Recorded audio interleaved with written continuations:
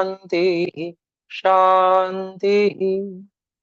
ओम शांति शांति शांति।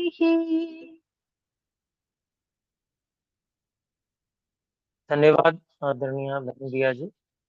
आप बोलते हैं तो पता चल जाता है कि आप तक आवाज पहुंच रही है। तो आपकी ठाकुर जी। यहाँ पर कक्षा हम आरंभ करते हैं। देखिए, यहाँ पर हम ऋग्वेद आदि भाष्य भूमिका इस पुस्तक को हम इसका स्वाध्याय कर रहे हैं, और इसमें हम ईश्वर स्तुति प्रार्थना याचना समर्पण विषय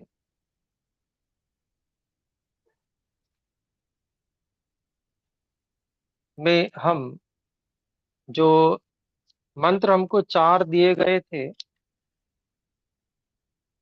उनके आर्यभाषा भाष्य का स्वाध्याय कर रहे हैं।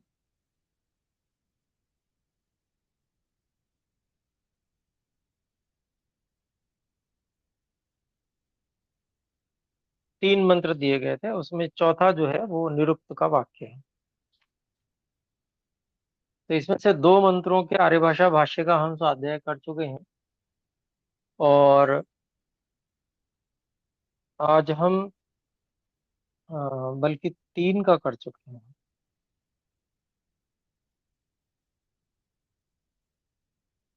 ये चारों कर चुके हैं, ठीक है। चारों हो चुका है जी, ठीक ठीक। तो आर्यभाषा भाष्य हम इन चारों का कर चुके हैं।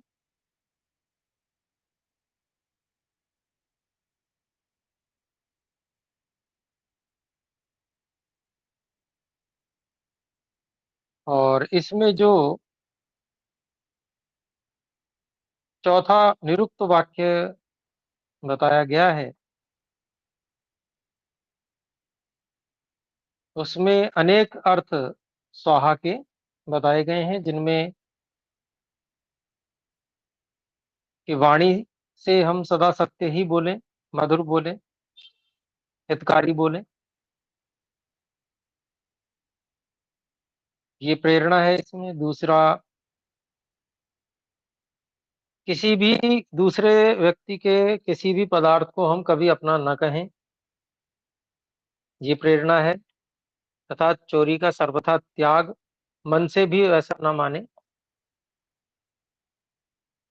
और संतोष जो प्राप्त है, जो ईश्वर की कृपा से पूर्व जन्मों के कर्मों के फल के रूप में, उसमें संतुष्ट रहें और नया पुरुषार्थ भी करते रहें।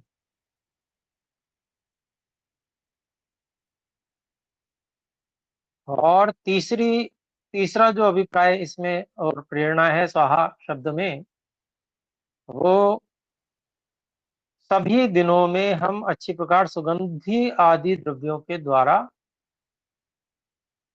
और सुगंधि आदि द्रव्यों का संस्कार करके उनको और अधिक उत्कृष्ट बनाकर जगत का उपकार करने के लिए होम सदा किया करें। ये 3 प्रेरणाएं इस एक स्वाहा शब्द से प्राप्त होती हैं।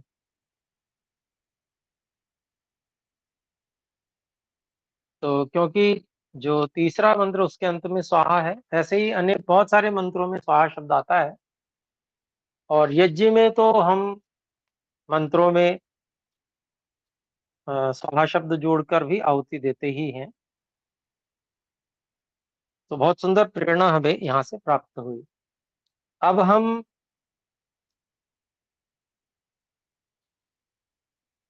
अच्छा, ये हम चौथे मंत्र का भी भाष्य कर चुके थे, यानी कि 5वां मंत्र, 5वां कहें ऐसा। ये है स्थिरावह संवायुधा फरानुदे विभूत। हाँ जी, इसका हो गया था, तो मैं थोड़ा सा विस्मृत हो गया था। मैंने चिन्हित भी नहीं किया था, पिछली बार मैं भूल गया। तो यहाँ तक हो गया है। ईश्वर सब जीवों को आशीर्वाद देता है कि हे मनुष्य, तुम लोग सब काल में उत्तम बल वाले हो, किंतु तुम्हारे आयुध अर्थात अग्नि आदि अस्त्र और शतग्नि तो भुषुंडी बंदूक धनुष तलवार आदि शस्त्र स्थिर हो। तो इस सब को हमने पूरा पढ़ा था और अच्छे से समझने का, प्रेरणा प्राप्त करने का भी इसमें प्रयास किया था कि बहुत आवश्यक है कि ये आशीर्वाद हम ईश्वर के प्राप्त कर पाए, इसके योग्य बन पाए, उसके लिए हमें बहुत पुरुषार्थ करने की आवश्यकता है। और केवल अकेले अकेले पुरुषार्थ नहीं, बल्कि सबको मिलकर पुरुषार्थ करने की आवश्यकता है। अकेले अकेले में व्यक्ति कुछ थोड़ा बहुत कर भी ले, परंतु उसका कुछ विशेष ज्ञात नहीं होता, पता नहीं चलता। जबकि सामूहिक पुरुषार्थ में प्रकाश में आता है वो पुरुषार्थ, और उससे सारे समाज को लाभ भी मिलता है। और संगठन बढ़ता है, संगठन बढ़ने से फिर सभी कार्यों की सिद्धि होती है।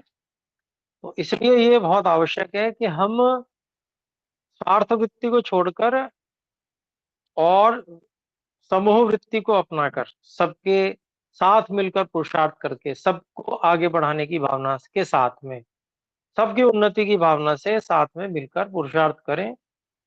तब यहाँ जो इस मंत्र में कही गई जो बातें हैं, जो आशीर्वाद है, वो ईश्वर का आशीर्वाद हम पाने के योग्य बन जाएंगे सभी। फिर दूसरा जो मंत्र है, ईशे पिन्वस्व इत्यादि, इसका हम आर्य भाषा भाष्य देखते हैं। हे भगवान ईशे, हमारी शुभ कर्म करने ही की इच्छा हो। ईश्वर से प्रार्थना हम इसलिए कर रहे हैं कि हम हमारी जो है, हमारी मूर्खता के कारण से, हमारे अज्ञान के कारण से, विपरीत ज्ञान के कारण से अशुभ कर्म करने की भी इच्छा हो जाती है। लोभ के कारण अशुभ कर्म करने की इच्छा होती है प्रायः। परंतु लोभ का भी क्या कारण है? तो लोभ का भी जो कारण है वो अविद्या है, विपरीत ज्ञान है, मिथ्या ज्ञान है। लोभ व्यक्ति उस चीज का कर रहा है जो वास्तव में उसके लिए हानिकारक है। जैसे इंद्रिय भोगों विषयों की ओर वो लोभ कर रहा है, भाई जितना उसको आवश्यक है उतना तो वैसे ही प्राप्त है, और लोभ कर रहा है वो बहुत ज्यादा के लिए। जितना साधन आवश्यक है सामान्य रूप से आज की स्थिति में बहुत कम ऐसे लोग होंगे जिनको जितना बहुत आवश्यक है, अनिवार्य है, वो प्राप्त ना हो। ऐसा मुझे नहीं लगता, कठिन है कि हो भी सकते हैं वैसे, ऐसे लोग कम होंगे। लेकिन क्योंकि सरकार भी अन्न भी बांट रही है, तो सब कार्य लोगों के चल रहे हैं। वो एक अलग विषय है कि भ्रष्टाचार आदि भी है जिसके कारण से कहीं किसी तक नहीं पहुंचता हो, या कोई इस प्रकार का भी अज्ञान रखता हो कि भाई उसको सुविधा सरकार से मिल रही है, वो भी लाभ न वो ले पाए। तो किसी भी कारण से हो, तो ऐसा कम ही है।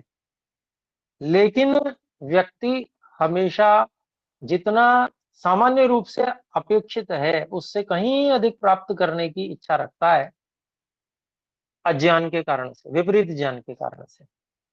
और वो लोभ कहलाती है वो इच्छा, और उस लोभ के कारण से वह अशुभ कर्म करने की इच्छा करता है। दूसरों से छीन लेना, झूठ बोल देना, धोखा देना, गद्दारी करना, ये सब पाप कर्म है, अशुभ कर्म है। तो इन सब को करने की इच्छा अज्ञान मुख्य है। इच्छा में जो कारण है वो अज्ञान, उल्टा ज्ञान मुख्य है। क्या उल्टा ज्ञान है? कि मेरे को अधिक मिलेगा तो मैं बहुत अधिक सुखी हो जाऊंगा। तो ऐसा कभी हो नहीं सकता। क्यों? क्योंकि जितना शरीर में सामर्थ्य ईश्वर ने भरा है, प्राण की शक्ति दी है, उससे अधिक खाएगा तो अपने लिए दुख उत्पन्न करेगा। कई लोग हैं कि अधिक खा लेते हैं तो उनको हानि ही होती है, वो और अधिक दुखी हो जाते हैं, परेशान रहते हैं, पेट खराब, ये बीमारियां 10 लग जाती हैं। अधिक प्राप्त भी हो जाए तो उपयोग नहीं कर सकता व्यक्ति।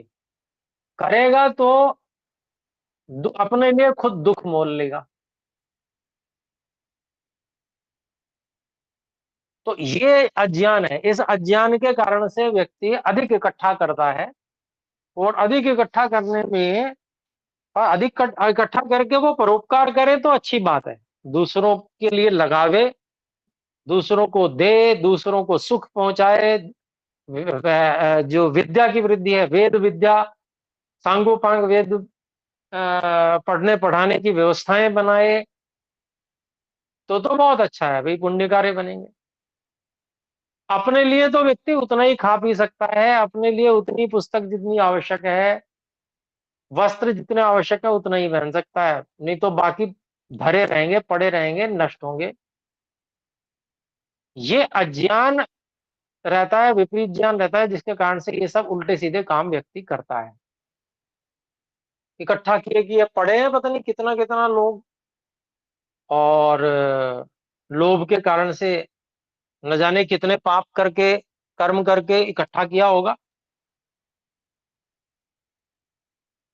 अब ये सब करने के बाद में अब उसको, चलो जैसा भी है, उसको कम से कम अच्छे कार्यों में लगाओ तो सही। उत्तम कार्यों में लगाता नहीं व्यक्ति, इकट्ठा किए रहेगा और फिर मर जाएगा। हमारे स्वामी जी, स्वामी सत्यपति जी महाराज एक उदाहरण दिया करते थे। अति स्वार्थी व्यक्ति अपने स्वार्थ को पूरा करते करते स्वयं नष्ट हो जाता है। और उदाहरण देते थे मच्छर का। मच्छर अति स्वार्थी होता है, क्या करता है, खून पीता है, और खून पीता है तो पीता ही जाता है, गुब्बारे की तरह फूल जाएगा। और इतनी भी सामर्थ्य फिर उसमें नहीं रहती कि वो उड़ भी सके। अब जिस व्यक्ति का वो खून पी रहा है, अगर सोते सोते और उसको खुजली सी मची और उसने उस जगह हाथ खुजाने के लिए लगा दिया, उसको ज्ञान नहीं है, बोध नहीं है कि वो किसी को मारने वाला है, पर वो मर ही जाएगा, क्योंकि वो वहां से हट ही नहीं पाएगा। वो खुजाएगा, वो गुब्बारे जैसा फूट जाता है, वहीं पर खून सब लथपथ हो जाता है। व्यक्ति देखता है, अरे कपड़े खराब हो गए, इत्यादि। तो अभिप्राय क्या है कि जो अति स्वार्थी व्यक्ति है, जो पाप करके धन का संग्रह करता है, उसका विनाश होता है, और अगले जन्म में भयंकर दंड भी मिलता है। अब फिर वो दंड भोगेगा। अब देखिए कुत्तों को देखिए, कुत्ते घूम रहे हैं, न रहने को घर है, गर्मी में जीभ निकाल के बाहर हाँफ रहे हैं, और कितने ही कुत्ते गाड़ी के नीचे घुस जाते हैं, लोगों की गाड़ियों के नीचे घुस के वहां आराम किया करते हैं। कैसा जीवन है इनका। ये सब वही इकट्ठा करने वाले लोग जो, जिन्होंने पाप कर्म करके कमाया, वो सब छिन गया उनसे, और उन दुष्कर्मों का जो फल है वो इस प्रकार से, बेचारे बोल नहीं सकते, भौंक सकते हैं केवल, इस प्रकार से भोग रहे हैं। ये तो मैंने एक उदाहरण दिया, अन्य उदाहरण देख लीजिए। तो ये कुत्ते जो है वहीं जाके, जिस घर में उन्होंने कमाया होगा, वही उसी की चौकीदारी करने के लिए वहां पर जाके वो भौंकते हैं। ऐसे जन्म देते हैं परमात्मा। तो भाई समझ में आ जाए तो जाग जाओ, और उसके बाद में जो कुछ किया सो किया, अब कम से कम जाग जाओ तो अच्छा करना कुछ शुरू कर दो। तो सबसे अच्छा क्या, वेद विद्या, सांगोपांग वेद विद्या की उन्नति में धन को लगाओ। स्वयं भी पढ़ो, योग्यता बनाओ, अभ्यास करो ध्यान का, और अन्यों के लिए अवसर उत्पन्न करो। इस संसार में सबसे अधिक कमी यदि किसी चीज की है, भूखों की कमी नहीं है, अर्थात अन्न मिलने की कमी नहीं है, अन्न मिल रहा है लोगों को। अगर हम आज देखेंगे तो वेद विद्या का प्रचार, जितना सांगोपांग वेद विद्या का प्रचार, छपाई भी बहुत हो रही है, बहुत सारी पुस्तकें छप रही हैं, लोग खरीद भी रहे हैं, पढ़ते नहीं है।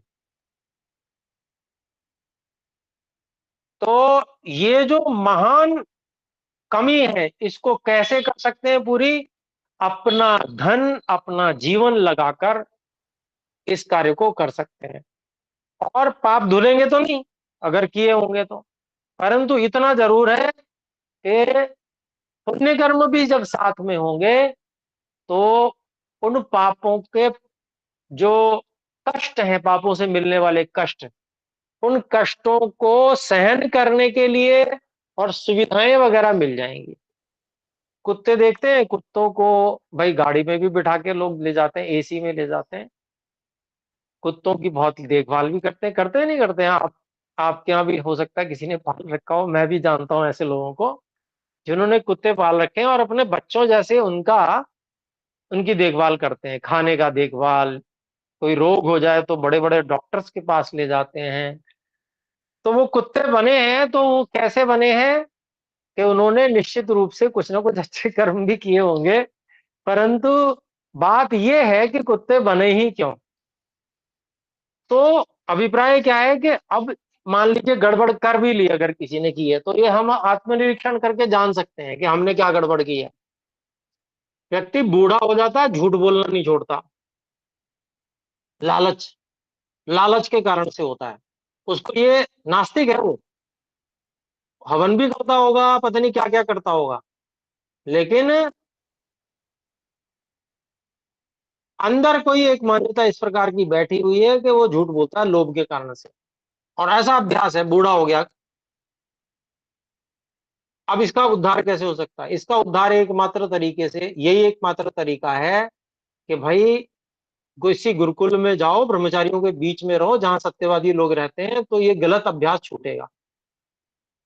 पैसा लगाओ, उनको खिलाओ, खुद भी खाओ, वो पढ़ रहे हो वो भी पढ़े आपके धन से, और आप भी उनसे कुछ ना कुछ पढ़ो। तो क्या होगा, धीरे धीरे ये व्यवस्था ऐसी बन जाएगी कि पाप कर्म करने के अवसर कम हो जाएंगे, और फिर ये जन्म भले ही नहीं सुधरा या कम सुधरा, या इसमें कुछ सुविधा मिल जाएगी मान लीजिए अच्छे कर्म करने से, अगले जन्म के छूटने वाला तो है नहीं पाप, सीधी सी बात। बहुत स्पष्ट शब्द है। जो लोग कहते हैं पाप छूट जाते हैं, बिल्कुल झूठ बोलते हैं, वो भी पाप कर रहे हैं। कोई पाप नहीं छूटता है, पापों का पूरी भरपाई करनी पड़ती है। एक लेश मात्र भी, रेशा मात्र भी पाप का छूटता नहीं है। हाँ, अच्छे कर्म करें तो कुछ सुविधा जरूर मिल जाएगी, पाप सहन करने की क्षमता मिल जाएगी, और पाप क्षमा करें, पाप का जो दंड मिला है उसको सहन करने की कुछ क्षमता मिल जाएगी, कुछ सुविधाएं मिल जाएंगी, वैद्य मिल जाएंगे, इस तरह का मिल जाएगा पुण्य कर्मों से। तो इसलिए ये जो तरीका है, जब जागे तब सवेरा वाला, भैया अभी से शुरू कर दो, जैसे हो करो दो। जितने भी आवरण ओढ़ रखे हैं कि मैं इतना अच्छा, मैं वो, इन सब आवरणों को उतार के फेंकना पड़ेगा। कि वो मुझे ऐसा मानते हैं, मेरा ऐसा नहीं हो जाए कि वैसा नहीं हो जाए। पता नहीं कितने प्रकार के व्यक्ति ने आवरण ओढ़ रखे होते हैं, आडंबर किए हुए होते हैं आजकल के समाज में, जिनसे वो बाहर निकल नहीं पाता है, वो उसी में फंस के ही मर जाता है, उन्हीं आडंबरों में फंस के मर जाता है। मैं आडंबर केवल उनकी बात नहीं कर रहा कि पौराणिक लोग क्या आडंबर करते हैं, वो तो करते ही हैं। सामान्य व्यक्ति के जीवन में हजार प्रकार के आडंबर हो सकते हैं, उन आडंबरों में व्यक्ति जी रहा है, और पुण्य कर्मों से छूटा हुआ है उन आडंबरों के कारण से।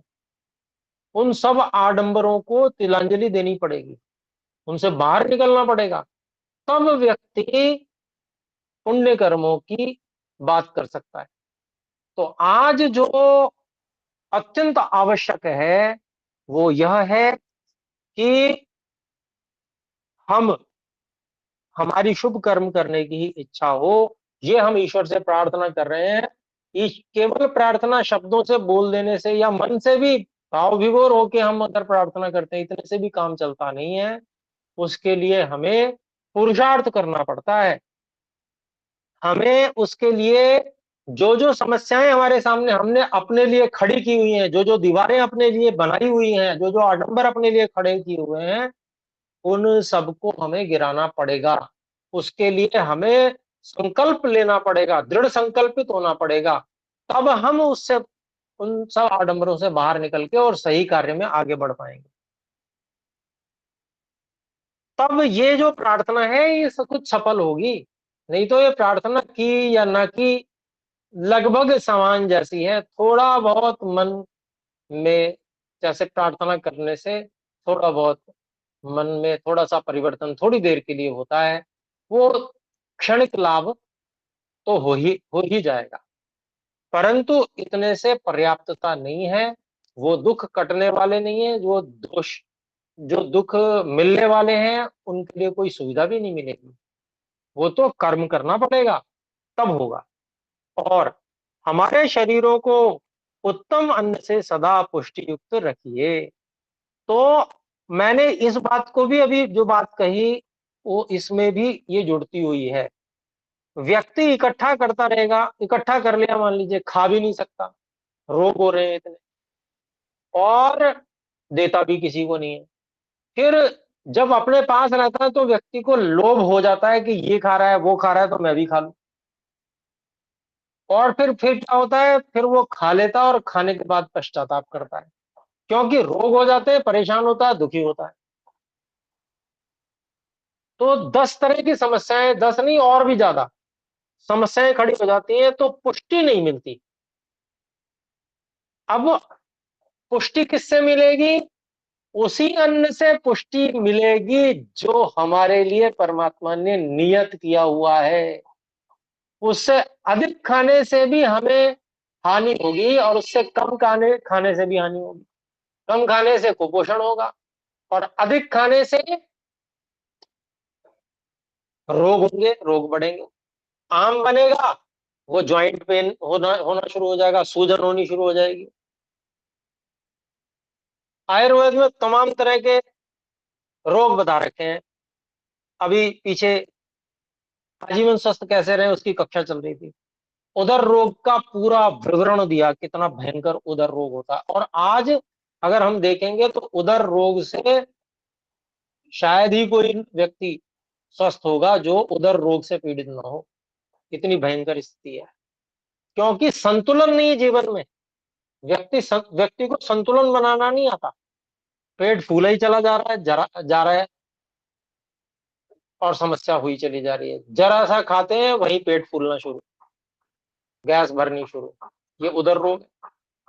तो क्या है कि वो व्यक्ति जिसके शरीर में रोग है उसको पुष्टि कैसे मिलेगी? वो व्यक्ति शक्तिशाली कैसे बनेगा? वो कभी नहीं हो सकता। इसलिए अपनी जीवनी शक्ति, अपनी जो वास्तव में हमारी जो शक्ति है जितने अन्न को पचाने की, उस शक्ति को पहचानना पड़ेगा। और ये 1-2 दिन में दवाइयां खा के और पाचन शक्ति बढ़ जाती हो, ऐसी बात नहीं है। वर्षों तक तप करना पड़ता है ब्रह्मचर्य का, तब शरीर में जो जठराग्नि बलवान होती है। निरोग रहना पड़ेगा, लगातार ब्रह्मचर्य का पालन करना पड़ेगा। सबसे पहले तो औषधियों का प्रयोग तो इसलिए कि हम एक बार स्वस्थ रहना तो सीख जावे, कि हम एक बार इसी स्थिति में तो आ जाएं कि अब हम स्वस्थ हैं। दवाइयों का उपयोग तो इसलिए है। और व्यक्ति क्या कर रहा है कि दवाइयों पे दवाइयां, दवाइयों पे दवाइयां। अब जीवन, डॉक्टर्स ने भी क्या कह दिया, अब आपका जीवन दवाई के बिना नहीं चलेगा, अब आपको जीवन दवाई खा के ही पूरा करना है। और डॉक्टर ने भी कह दिया, सॉरी वैसे ही तो डॉक्टर हैं और ऐसे ही तो मरीज हैं। तो आयुर्वेद की शरण में कोई जाना नहीं चाहता, उसमें थोड़ा तप करना पड़ता है। तो वो व्यक्ति को पता नहीं है, ठीक है भाई अब जैसी कट रही है सो कट जाएगी, और अब दवाइयां खाते रहेंगे, जब तक जिएंगे तब तक जो भोग मिल रहा है भोग लो। अब ये जो भोग की प्रवृत्ति है, ये पशु के अलावा व्यक्ति रह क्या गया ये बताइए आप। जो व्यक्ति जिसको कर्म करने का कुछ भी नहीं है, जो कर्म कर ही कुछ विशेष नहीं रहा है, खाली भोग भोग रहा है, भाई खा पी लेना, देख लेना, घूम फिर लेना थोड़ा बहुत, और रोग से दुखी हो लेना, समय पे दवाई खा लेना, ये व्यक्ति कैसा जीवन है? ये पशु के अलावा कुछ है, कर रहा है क्या ये? कोई कर्म करने वाला, कोई उसके हाथों कर्म हो रहा हो, ऐसा है ही नहीं। तो ऐसा व्यक्ति का जीवन क्या है? ये तो भोग योनि हो गई, कर्म योनि तो बिल्कुल रही नहीं। तो क्या है जीवन? अगले जन्म में पशु बनना है, इससे अच्छा अभी पशु बन गए, उसके लक्षण अभी दिख रहे हैं, वो व्यक्ति पशु हो गया। इसलिए शरीर को इस स्थिति में लाना कि हमको कर्म करना है, कर्म करने के लिए शरीर को इस योग्य बनाना है जिससे कि हम कर्म कर पाए, चाहे हमारी अवस्था 100 वर्ष की हो जाए। अन्य मंत्र में, यजुर्वेद में ही मंत्र आता है, कुर्वन्ने देह कर्माणि जिजीविषेच्छतम समाः। 100 वर्ष या 100 वर्ष से अधिक भी हम कर्म करते हुए जीवन जीने की इच्छा करें। और यहाँ पर भी यही कह रहे हैं कि हमको शुभ कर्म करने की ही इच्छा हो और हमारे शरीरों को उत्तम अन्न से सदा पुष्टि युक्त रखिए। अब पुष्टि युक्त रखने का अभिप्राय किससे जोड़ रहे हैं? शुभ कर्मों करने की ही इच्छा से। वेद मंत्र में प्रेरणा जोड़कर हो रही है। पुष्ट हो जाए, सुअर की तरह पड़े रहें और होश नहीं है, ऐसा जीवन भी क्या जीवन है? पशु पशु के समान जीवन, बेकार है ऐसा जीवन। ऐसा जीवन नहीं चाहना चाहिए, किसी को नहीं चाहना चाहिए। पुष्ट तो वो भी होता है, सुअर कीचड़ में पड़ा रहता है बेचारा, करने का कुछ नहीं उसको। जब भूख लगेगी तो फिर उल्टा पुल्टा कुछ गंदा सम खा लेगा वो। भाई उसमें इतना ही अंतर है कि हम लोग साफ करके खा लेंगे, हम गंदी चीज नहीं कहेंगे, साफ खा लेंगे, कहेंगे कि हम सात्विक खा रहे हैं। बस इतना ही तो अंतर है। बाकी जीवन में अंतर क्या रहा? पड़े रहे, कुछ नहीं करना और दवाई खाकर जीवन जीना, बिल्कुल बेकार जीवन। तो मैं देख रहा हूं ऐसा अपने आसपास के, मैं भी गृहस्थियों के बीच में ही रहता हूँ, ऐसे ही चल रहा है। जिसको देखो ऐसे जीवन जी रहा है। ये जीवन क्या जीवन है? पशुओं का जीवन है। कर्म करने की कोई वो ही नहीं है, स्थिति ही नहीं है, कर्म करने की इच्छा भी नहीं है। एक वो अंग्रेजों ने सिखा दिया हमें रिटायरमेंट। भारत में रिटायरमेंट होता ही नहीं है। हमारे ऋषि कभी रिटायरमेंट नहीं लेते थे। वो ध्यान अभ्यास करके वेदों में से विज्ञान को खोज खोज कर और समाज को देते रहते थे। वानप्रस्थी का जीवन कोई रिटायरमेंट का जीवन नहीं होता है। वो अपने जो विद्या है उसको बढ़ाता है और जितनी विद्या होती है उसको अन्यों को पढ़ाता है। सन्यासी का जीवन कोई रिटायरमेंट का जीवन नहीं होता, तप पूर्ण जीवन होता है। तप पूर्ण, पैदल चल के जाते हैं सन्यासी,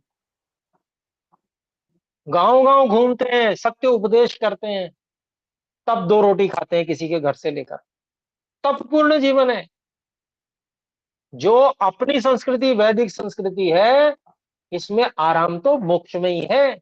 मोक्ष के लिए ही व्यक्ति ये सब परिश्रम करता है, अन्यों पर उपकार करता है। तो रिटायरमेंट का जो प्लान है ना जी, रिटायरमेंट का प्लान अपने वैदिक सभ्यता में है ही नहीं। कोई रिटायरमेंट नहीं है। ठीक है, सरकार से रिटायरमेंट मिल गया, उसका उसका कोई हमें पेंशन भी मिल रही है, तो उसका हम सदुपयोग करें कि हमारे पास में जीने खाने की व्यवस्था है। तो हम क्या करें? हम शुभ कर्म करने की ही इच्छा करें, कर्म करें अधिक से अधिक। भोजन खा लिया, अब इतना भोजन खा लिया कि अब सोना पड़ेगा जी, सोए बिना उठ नहीं सकते। अब नींद ऐसी आ रही है कि अब उठ ही नहीं सकते हैं। ऐसा भी भोजन करना, क्या भोजन करना हुआ कि व्यक्ति का शरीर काम करने के योग्य ही नहीं रहा।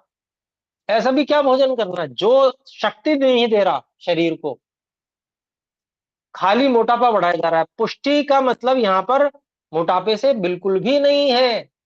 शरीर में अन्न से पुष्ट होने का अभिप्राय क्या है? शरीर में वैसी पुष्टि हो कि शरीर का अंग प्रत्यंग बलवान हो, कार्य करने में सक्षम हो, बोझ ना हो। ये पुष्टि बोझ वाली पुष्टि नहीं मांग रहे हैं ईश्वर से। ये पुष्टि मांग रहे हैं सक्रियता वाली पुष्टि। किसके साथ जोड़ा है? शुभ कर्म करने की ही इच्छा हो और हमारे शरीरों को उत्तम अन्न से सदा पुष्टि युक्त रखिए। अब यह पुष्टि युक्त रखने का अभिप्राय किससे के साथ जुड़ा है? शुभ कर्म करने की इच्छा के साथ में जुड़ा हुआ है।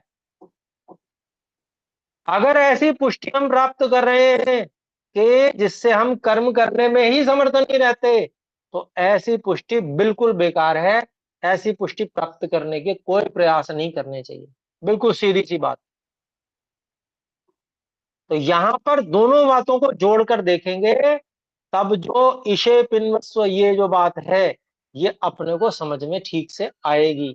अलग अलग अगर हम प्रार्थना करते हैं, तो अगर हमने कर दी हमें शुभ कर्म करने की इच्छा हो, अभी इससे कुछ समझ में नहीं आएगा। शुभ करने की इच्छा हो मतलब हम कुछ ना कुछ जब भी इच्छा करें तो शुभ कर्म करने की इच्छा करें, केवल अशुभ कर्म करने की इच्छा न करें। तो इसके साथ में जो बाद वाली बात है, उस पे ज्यादा बल चला जाता है कम से कम। और भजन भी है कि भला किसी का कर ना सको तो बुरा किसी का मत करना। अब बताइए, ये क्या है? समझौतावादी होना। कि भला यदि नहीं कर पा रहे हो तो बुरा भी मत करो, मतलब क्या है कि कर्म से रहित होने का पूरा जुगाड़, पूरी व्यवस्था यहाँ पर प्रकट कर दी गई है। तो देखने में यही आ रहा है कि भाई कर्म तो कर नहीं पा रहे हैं, तो कम से कम किसी का अहित मत करो, बुरा मत करो। तो यहाँ पर जो है, ऐसी स्थिति जो है ये भी अच्छी स्थिति नहीं है। अच्छी स्थिति क्या है कि हम शुभ कर्म करने की इच्छा करते रहें।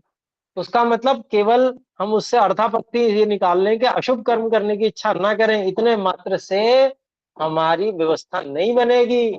हमें उससे कल्याण नहीं मिलने वाला है। हमें कर्म करना ही होगा, इस बात को समझना है।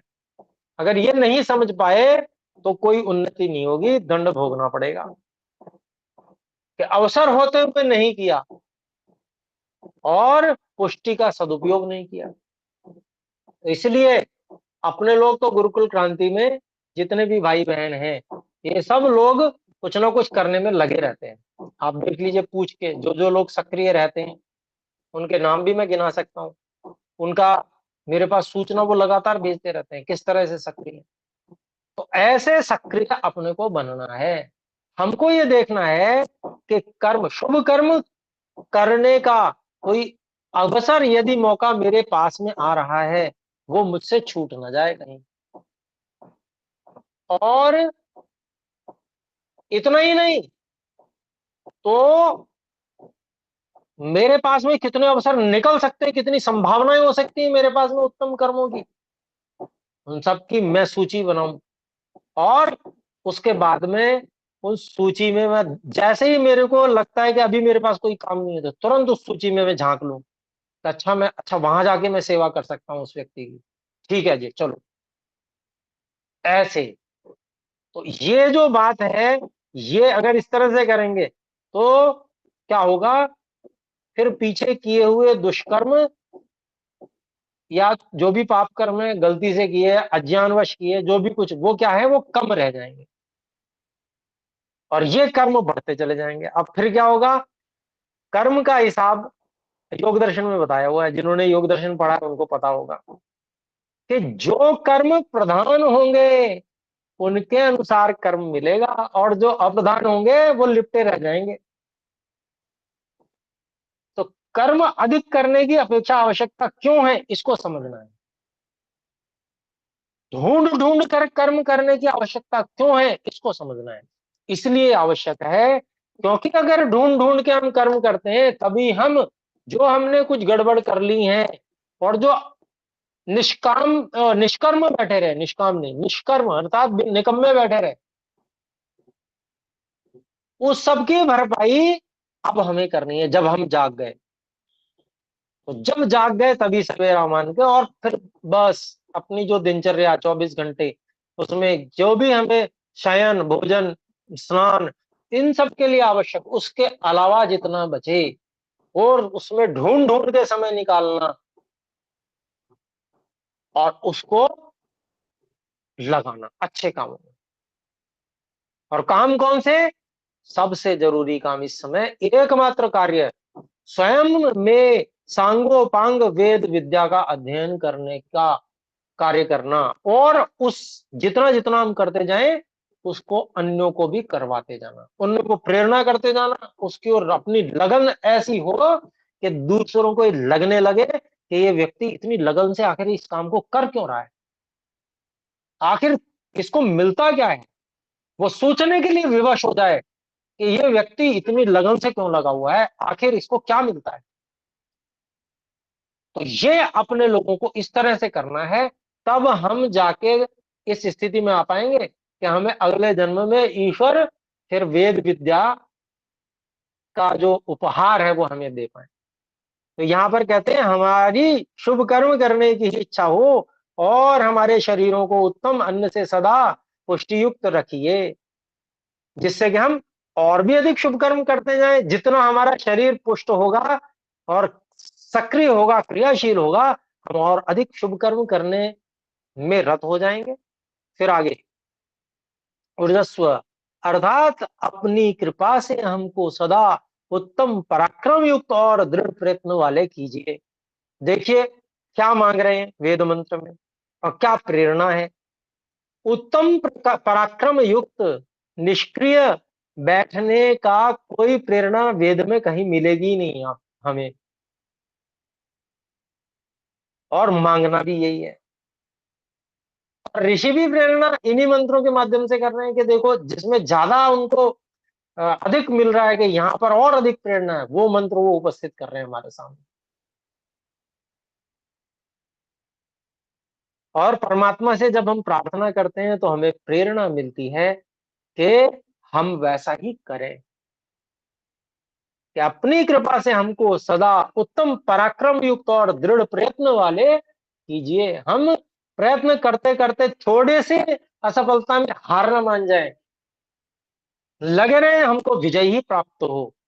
और हारता वही है जो हार मान जाता है वास्तव में।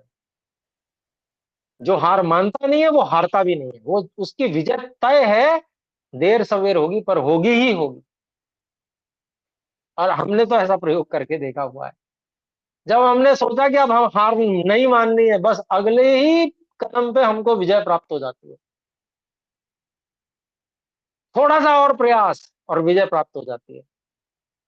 कार्य कोई भी हो, किसी भी कार्य में हम करके देख लें, जहां हमको लगा हो अब हम थक रहे हैं, हार रहे हैं, वहीं पर एक प्रेरणा अपने अंदर जगा लीजिए, ये वेद मंत्र से। क्या कि हे परमात्मा अपनी कृपा से हमको सदा उत्तम पराक्रम युक्त और दृढ़ प्रयत्न वाले कीजिए। दृढ़ प्रयत्न वाले, दृढ़ शब्द थोड़ा है, प्रयत्न हमारा ढीला ना पड़ जाए, हमारा प्रयत्न कम नहीं होना चाहिए, हम लगे रहे, प्रयत्न करते रहे, और निश्चय ही हम निश्चित रूप से कर जाएंगे। और ऐसे उदाहरण हमारे साथ में बहुत सारे हैं। गुरुकुल क्रांति में भी ऐसी ऐसी वृद्धा बहनें हैं, माताएं बहनें हैं, जो अष्टाध्यायी याद करने में लगी हुई हैं, अष्टाध्यायी याद कर रही हैं और अष्टाध्यायी याद हो रही है उनको। हमने क्या किया, बस केवल उनको बता दिया कि ऐसे करना है, और ये भी बता दिया कि हारना नहीं है, हार मान ली तो बस फिर रह जाएंगे। और उन्होंने ऐसे ही मान के और बस करना शुरू कर दिया। और आपको मैं बताना चाहता हूँ, मुझे प्रसन्नता हो रही है बताते हुए, उनको अष्टाध्यायी स्मरण हो रही है, आगे बढ़ते चले जा रहे। ऐसे ऐसे भाई बहन हमारे साथ में हैं कि जिनको देखकर प्रेरणा मिलती है कि जीवन में किस प्रकार से आगे बढ़ा जाता है। तो ऐसे दृढ़ प्रयत्न वाले हमको कीजिए, सदा उत्तम पराक्रम युक्त हमको कीजिए। फिर आगे ब्रह्मणे इत्यादि सत्य शास्त्र अर्थात वेद विद्या के पढ़ने पढ़ाने और उससे यथावत उपकार लेने में हमको अत्यंत समर्थ कीजिए। तो इसमें तो अभी बहुत लगना पड़ेगा, तब ये प्रार्थना हमारी सफल होगी। अभी जो अपने आप को आर्य कहने वाले भाई बहन है ना, उन्होंने सांगोपांग वेद विद्या के पठन पाठन को तिलांजलि दे रखी है, ये मान के कि भाई ये हमारे बस का नहीं है या हमारे पास टाइम नहीं है। भैया टाइम का करोगे क्या, कहाँ लगा रहे हो उस टाइम को। ये समय, अभी हम समय को धोखा दे रहे हैं और बाद में समय हमें धोखा दे जाएगा, ये पक्की बात है। तो इसलिए ये जो मुख्य कार्य, सबसे मुख्य कार्य सत्य शास्त्र अर्थात वेद विद्या पढ़ने पढ़ाने। अब ये समझ लीजिए कि जहां पढ़ने पढ़ाने की बात आए और कुछ और न कहा जा रहा हो, तो वहां पर निश्चित रूप से वेद विद्या के पठन पाठन की बात है, ऐसा समझ के चलिएगा। अखबार पढ़ने को नहीं कहा जा रहा वहां पे, या कुछ और पुस्तक ले ली वो पढ़ने के लिए नहीं कहा जा रहा। सांगोपांग वेद विद्या के पठन पाठन की बात की जा रही है। इस बात को बांध के रख लीजिए। सत्य शास्त्र अर्थात वेद विद्या के पढ़ने पढ़ाने और उससे यथावत उपकार लेने में हमको अत्यंत समर्थ कीजिए। और ईश्वर हमें समर्थ तो करते ही हैं, उन्होंने तो हमें पूरी सुविधा दी हुई है, शरीर दिया हुआ है, क्या कमी छोड़ी है, सारे साधन दिए हुए हैं, सब कुछ अधिक है, कुछ कम नहीं है हमारे पास में। बस हमने ही कंजूसी कर रखी है ईश्वर की आज्ञा को पालन करने में। ईश्वर की आज्ञा का पालन करने में हम इस कंजूसी को छोड़ दें और दिल खोल के उसके आज्ञा पालन में लग जावे, फिर देखिए ये सामर्थ्य कैसे नहीं बढ़ती। ये सामर्थ्य बढ़ेगी ही बढ़ेगी। और उपकार लेने में हमको अत्यंत समर्थ कीजिए, और जिससे हम लोग उत्तम विद्या आदि गुणों और कर्मों करके ब्राह्मण वर्ण हो। अब यह प्रेरणा, अब वेद की प्रेरणा,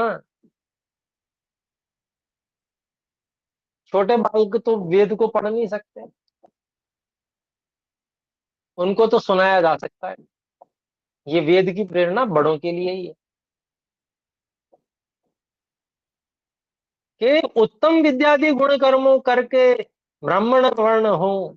ब्राह्मण वर्ण कैसे होंगे? तो ब्राह्मण वर्ण बनने के लिए वो जो तप है सर्वाधिक आवश्यक है, वो जो दृढ़ इच्छा शक्ति है वो बहुत अधिक आवश्यक है, दृढ़ प्रयत्न पराक्रम युक्त होना ये बहुत अधिक आवश्यक है विद्या के लिए।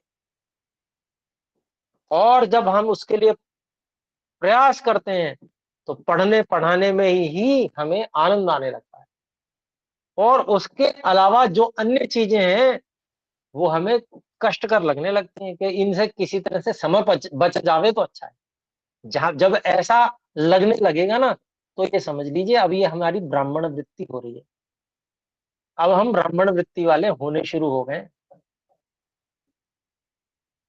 पढ़ने पढ़ाने में, वेद के पढ़ने पढ़ाने में सबसे अधिक रुचि होवे, और बाकी चीजें थोड़ी परेशान करने लग पड़े, तो समझ लीजिए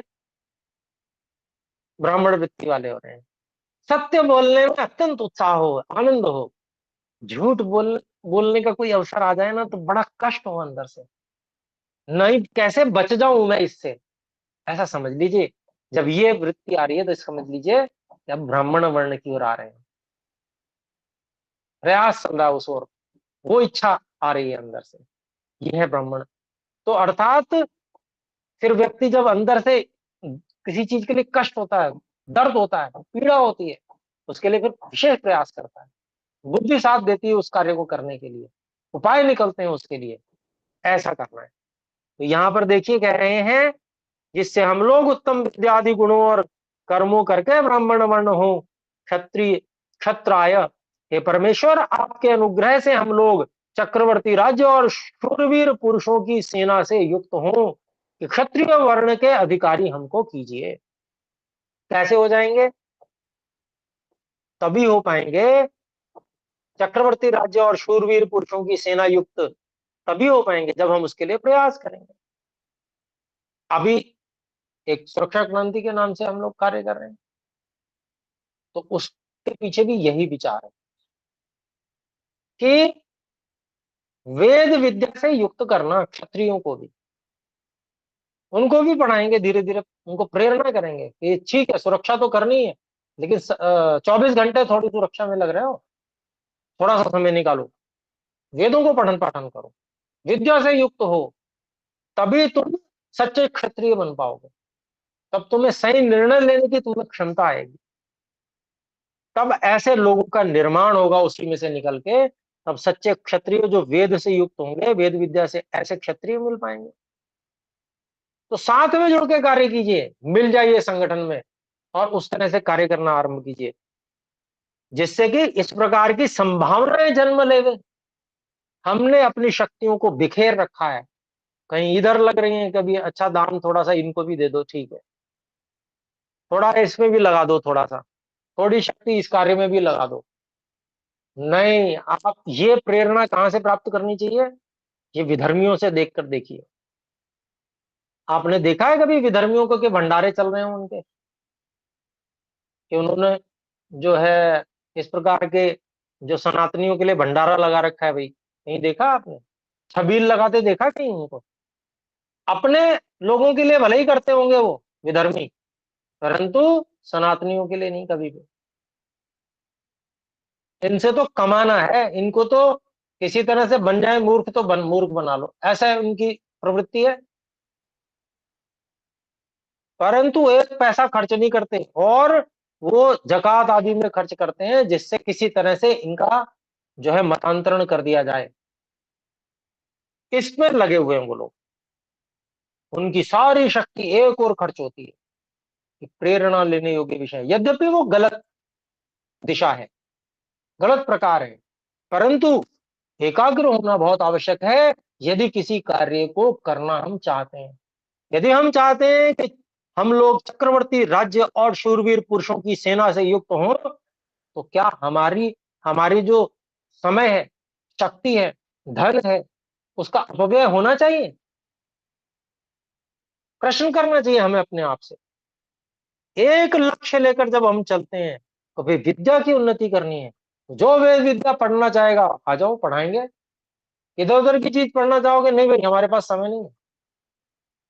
जो एकाग्र होगा वो इधर वेद में लगाएगा समय। ठीक है, वेद जो पढ़ा रहे हैं, अगर हमें आंग्ल भाषा आती है, अंग्रेजी आती है, उनको हम अंग्रेजी भी सिखा देंगे, जिससे वो कहीं फेल ना हो, वो सबसे आगे सफल रहे जो वेद विद्या को पढ़ाने वाले, उसमें हमारी सारी शक्ति लगेगी। तो स्मरण रखिए, जब तक इस रूप में कार्य नहीं करेंगे, हमारी शक्ति बिखरी रहेगी, हमारे जो प्रयत्न है इधर उधर के फालतू कार्यों में लगते रहेंगे, तब तक ये कभी भी सिद्ध नहीं हो पाएगा। और इसीलिए हम लोग आज पूरे संसार से सिमट सिमट कर अब भारत में भी सिमटते जा रहे हैं सनातनी। सच्चे सनातनी वे ही हैं जो वेदों को पढ़ने पढ़ाने का कार्य छोड़ते नहीं है, उसमें लगे रहते हैं और उसके अनुसार ही ईश्वर के आदेश का पालन करते हैं। फिर आगे, जैसे पृथ्वी सूर्य अग्नि, और एक समय बहुत है, देखोगे, क्षमा करें, ये विषय ऐसा है कि ये प्रेरणा किए बिना काम चलेगा ही नहीं। तो इसलिए मैं थोड़ा सा इस पे सारी बातों को एक एक करके सारी बातों को ले रहा हूं कि हमको कोई बात तो शायद टच कर जाए, लग जावे, जिससे जो ये कार्य अधूरा हो विषयानंद जी का है, वो पूरा होने के लिए सबकी शक्ति उस ओर लग जावे। बस ये मेरी भावना है, और कोई भावना विशेष नहीं है। और मेरी वाणी से यदि किसी प्रकार से किसी को ठेस पहुंचती हो, आहत होता हो, तो उसके लिए मैं फिर से क्षमा चाहता हूँ। मेरी भावना केवल ऋषियों की जो भावना, उससे अपने आप को मिलाने की है। तो आज हम इतना ही रखते हैं, आइए मिलकर एक बार ओम का उच्चारण करें। ओ